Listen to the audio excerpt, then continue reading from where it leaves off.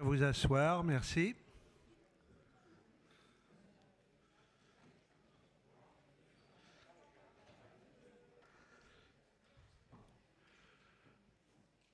Pour cette seconde partie de l'après-midi et qui clôturera cette première journée de l'Université d'été au 5T 2015, je donne la parole à Myriam Maestroni et à Monsieur Denis Baupin.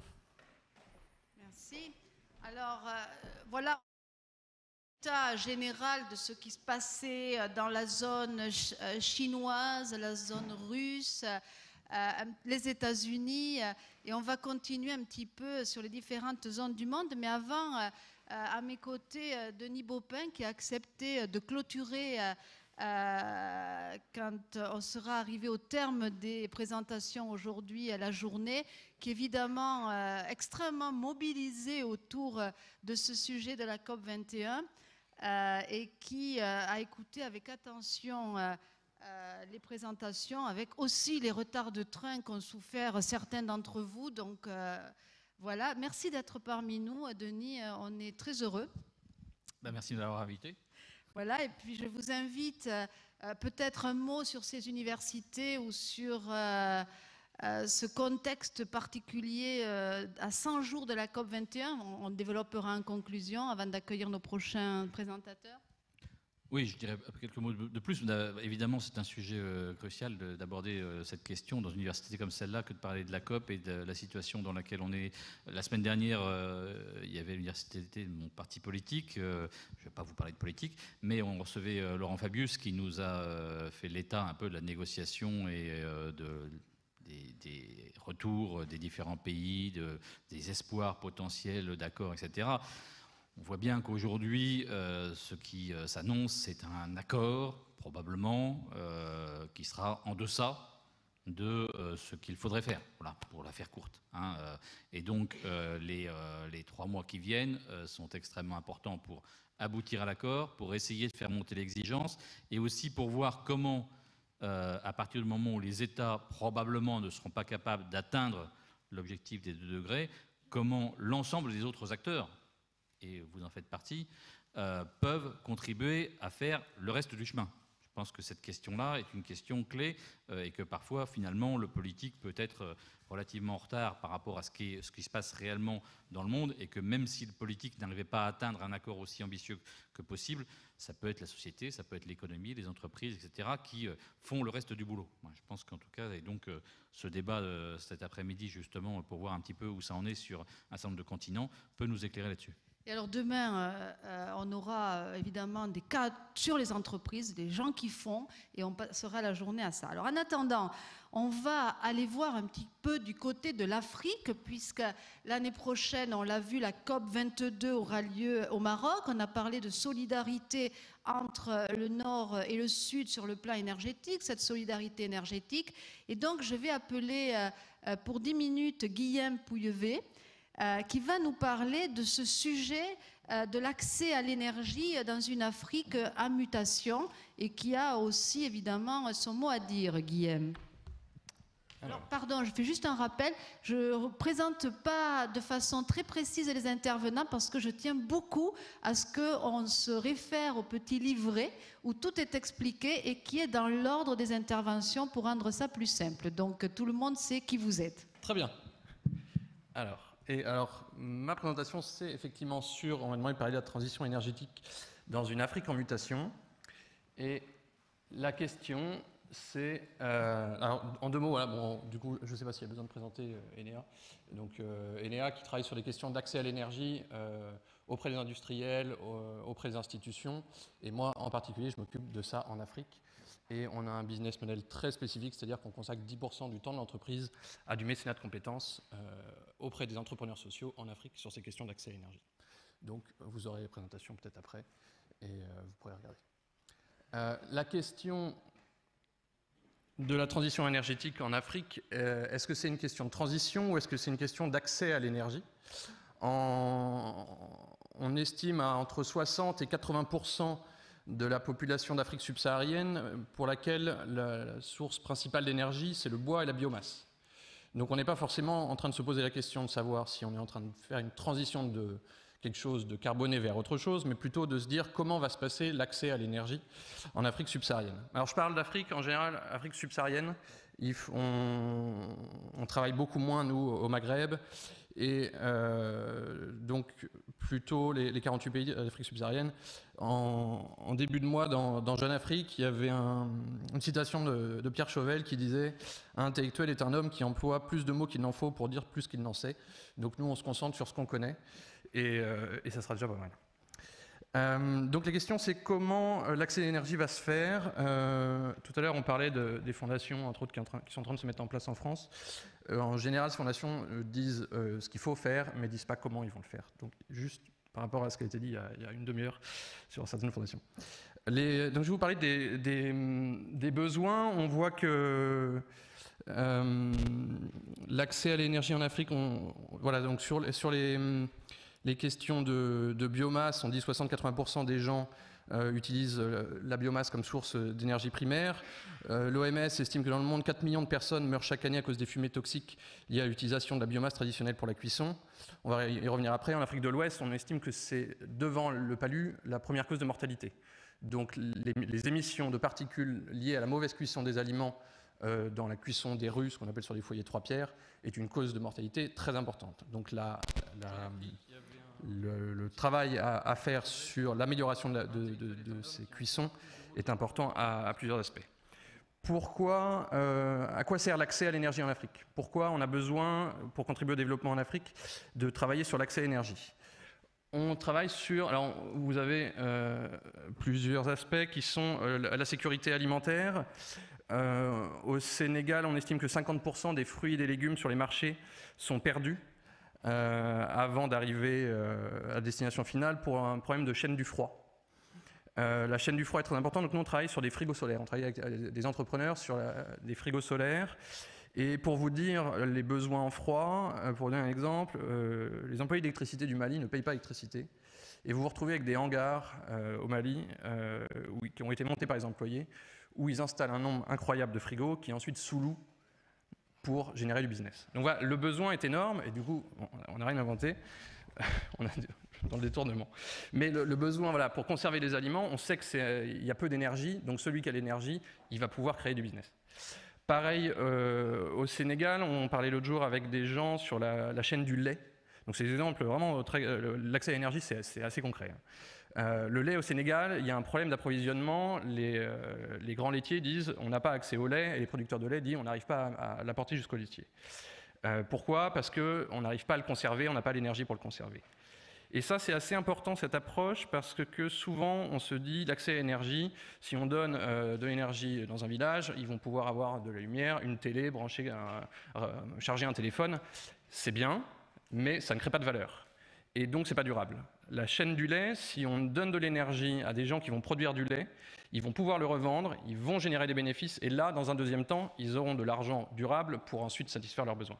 Donc ça, leur distraction et leurs besoins secondaires, dirons-nous. Mais donc, cet accès à l'énergie créatrice de profit, c'est quelque chose qui est assez important. Donc, voilà.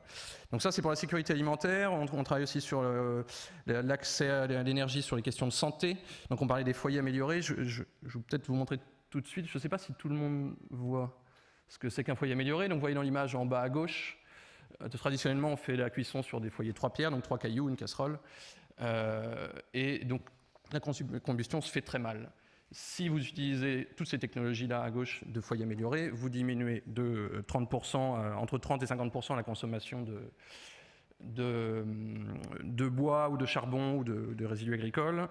30% de moins de consommation, c'est 30% de pouvoir d'achat en plus. Bon, je pose sur les chiffres.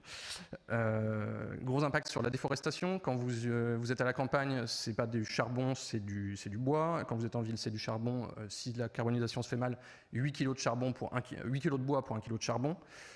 Déforestation énorme. Donc, utilisation des foyers améliorés.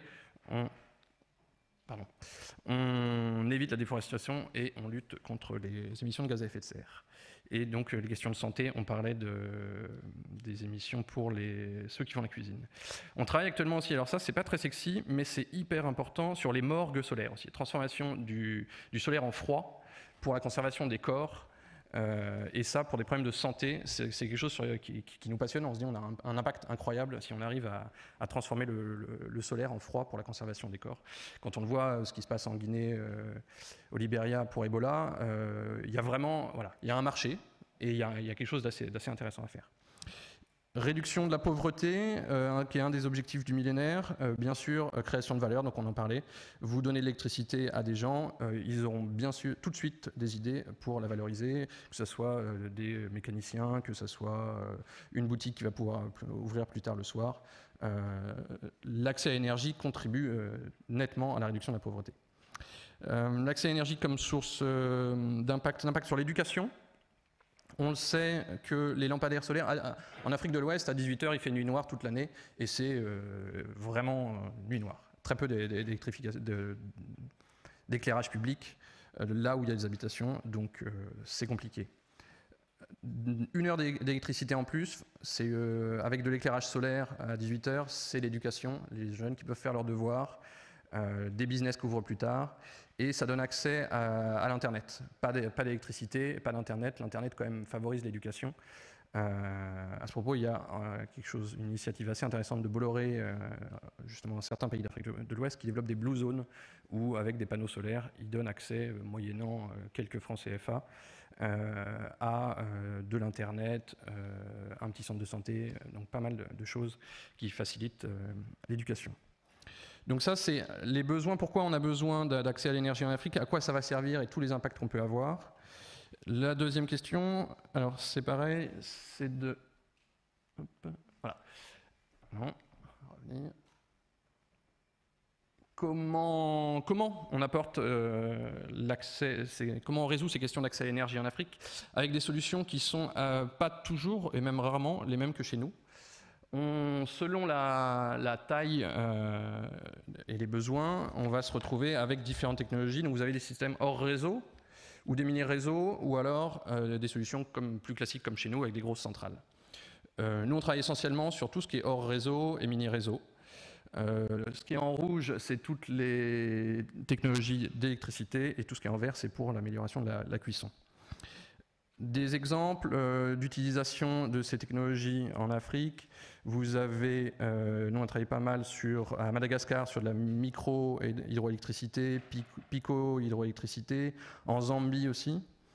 Vous avez, alors on parlait d'éolien tout à l'heure et le solaire en disant on peut en faire partout. L'éolien, pour l'éolien, c'est pas vrai. On peut en faire un petit peu, 25% au Cap-Vert, 25% du grid vient de l'éolien.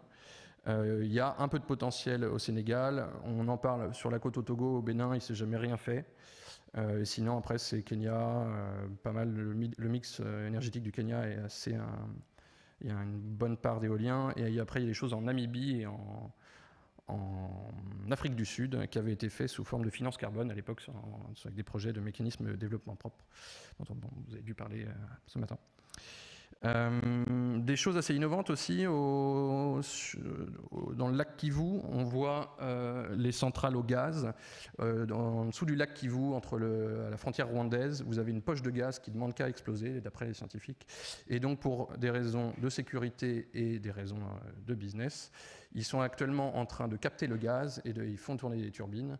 Et il y a une partie de l'électrification du Rwanda qui se fait avec le gaz du lac Kivu. Donc, des solutions assez intéressantes.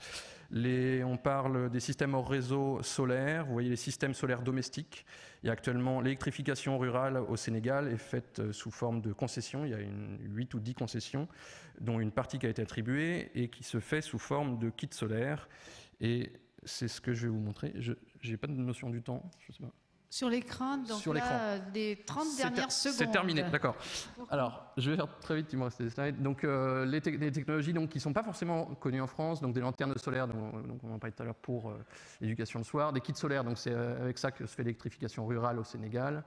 Les systèmes solaires domestiques, enfin, c'est ça. Les foyers améliorés, je viens de vous en parler, qui améliorent la cuisson et qui diminuent les fumées toxiques. Et les systèmes biogaz domestiques, avec 2 vaches, vous récupérez les excréments que vous mettez dans les bassins que vous voyez à droite et vous générez du biogaz qui suffit à alimenter un foyer en gaz pour la cuisson des aliments. Et il me restait 2 slides que je vais faire en 30 secondes. Comment on approche ces marchés-là ? Nous, on pousse souvent pour les questions d'énergie des approches régionales, de dire voilà, grosso modo, alors ça se débat, on peut couper l'Afrique en 1, 2, 3, 4, 5 grandes zones. Et pourquoi ces zones-là? Parce que vous retrouvez les grids énergétiques, les grids électriques, pardon.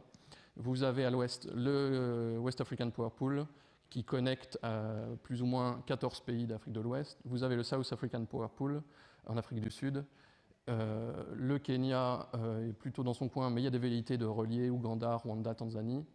Et ce que vous voyez sur le bleu turquoise, c'est qu'en Afrique centrale, il n'y a pas grand-chose et qu'ils voudraient faire un grid, mais à l'heure actuelle, on n'en est pas encore là. Peut-être qu'avec le Grand Inga, on arrivera à avoir des connexions partout. Donc on comprend voilà. Bon. en Afrique une réalité d'accès à l'énergie complexe, voilà. différente par pays, mais en tout cas une forte demande et des enjeux pas forcément simples pour pouvoir satisfaire tout le monde avec des réalités très contrastées. Voilà. Merci. C'est pour ça qu'on accompagne beaucoup d'entreprises françaises en Afrique sur ces questions-là, parce que c'est des marchés passionnants, ça nous passionne, mais pas évident d'accès. Donc la croissance durable se crée en France et aussi ailleurs. Merci beaucoup Guillaume.